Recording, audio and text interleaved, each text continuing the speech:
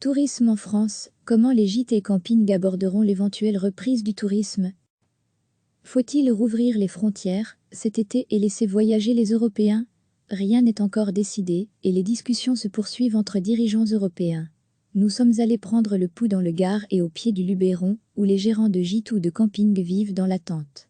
Le Gard est célèbre pour son pont, mais personne n'y a accès actuellement. Le site et le parking sont fermés. Les villages sont presque déserts, alors que la saison touristique aurait dû débuter, il y a déjà 2 mois. Degré à lire aussi, les voyages en Europe pour les Belges pourraient être autorisés à la mi-juin, dans un camping créé par des Belges près d'Alès, les campeurs sont absents et le gérant fait déjà ses premiers comptes. Il sait que la saison sera difficile, cette année, on a déjà perdu toute la période du printemps, ce qui représente à peu près 30% du chiffre d'affaires. Pour juillet et août, il serait réaliste de penser à une baisse de 50%. On va avoir un gros trou dans nos finances, explique François Maire, propriétaire du Mas de Ray. En plus, il vient de construire de nouveaux chalets pour accueillir une clientèle plus large. Pas question donc de faire de nouveaux investissements en 2021. Il suffit de déambuler dans ce site de 7 hectares pour comprendre que la distanciation sociale pourra être respectée. Les emplacements pour les tentes sont suffisamment grands et François a notamment prévu du gel et un nettoyage approfondi des sanitaires. Il pourrait aussi fermer le restaurant, mais il attend des instructions claires. Si elles sont trop strictes, elles vont être chères à mettre en place, et ça se calcule aussi. Degré à lire aussi, où et quand pourrez-vous partir cet été? Ce que l'on sait, si les étrangers ne peuvent pas venir, et notamment les Belges, ils pourraient ne pas ouvrir. Pourtant, tout est prêt pour les accueillir.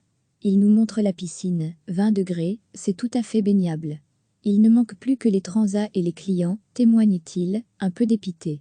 Arrêt au pied du Luberon, où la vie reprend progressivement, sauf chez les loueurs de gîtes et de chambres d'hôtes. Nous arrivons chez un couple de Belges qui reste plutôt confiant, même si pour le moment, il compte plus d'annulations que de réservations. On fera une demi-saison, mais ça vaut mieux que rien du tout. Moi, je suis optimiste pour juillet et août. Je pense que les clients vont revenir, témoignent Ariel et Étienne François, propriétaires du Lantana. Les Belges constituent 50% de leur clientèle. Étienne a pensé aux aménagements possibles pour éviter les contacts, même si le risque zéro n'existe pas, on ne va pas leur faire porter les masques tout le temps. Ils sont bien séparés et on peut espacer les petits déjeuners. Nos gîtes, c'est comme des petites maisons où les familles sont seules. Il faudra juste faire attention à la piscine.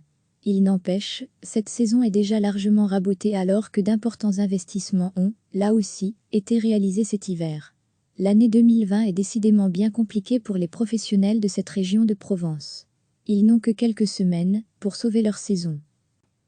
Faut-il rouvrir les frontières cet été et laisser voyager les Européens? Rien n'est encore décidé et les discussions se poursuivent entre dirigeants européens. Nous sommes allés prendre le pouls dans le Gard et au pied du Luberon, où les gérants de gîtes ou de camping vivent dans l'attente.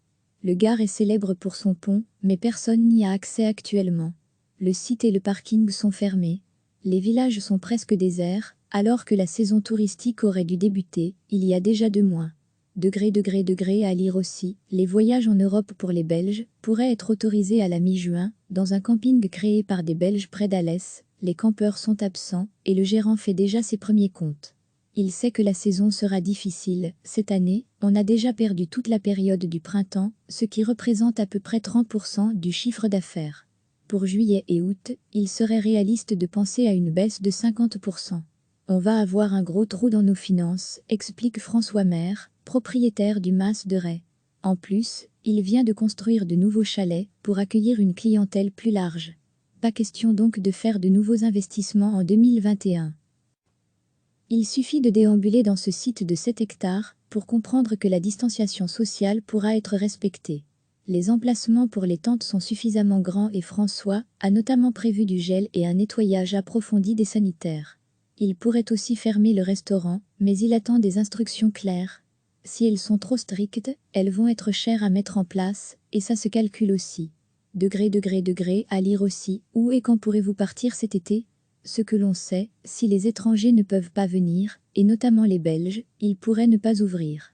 Pourtant, tout est prêt pour les accueillir. Il nous montre la piscine, 20 degrés, c'est tout à fait baignable. Il ne manque plus que les transats et les clients, témoigne-t-il, un peu dépité. Arrêt au pied du Luberon, où la vie reprend progressivement, sauf chez les loueurs de gîtes et de chambres d'hôtes. Nous arrivons chez un couple de Belges qui reste plutôt confiant, même si pour le moment, il compte plus d'annulations que de réservations. On fera une demi-saison, mais ça vaut mieux que rien du tout. Moi, je suis optimiste pour juillet et août. Je pense que les clients vont revenir, témoignent Ariel et Étienne François, propriétaires du Lantana. Les Belges constituent 50% de leur clientèle. Étienne a pensé aux aménagements possibles pour éviter les contacts, même si le risque zéro n'existe pas, on ne va pas leur faire porter les masques tout le temps. Ils sont bien séparés et on peut espacer les petits déjeuners. Nos gîtes, c'est comme des petites maisons où les familles sont seules. Il faudra juste faire attention à la piscine. Il n'empêche, cette saison est déjà largement rabotée alors que d'importants investissements ont, là aussi, été réalisés cet hiver. L'année 2020 est décidément bien compliquée pour les professionnels de cette région de Provence. Ils n'ont que quelques semaines pour sauver leur saison. Cliquez sur s'abonner pour recevoir les dernières nouvelles.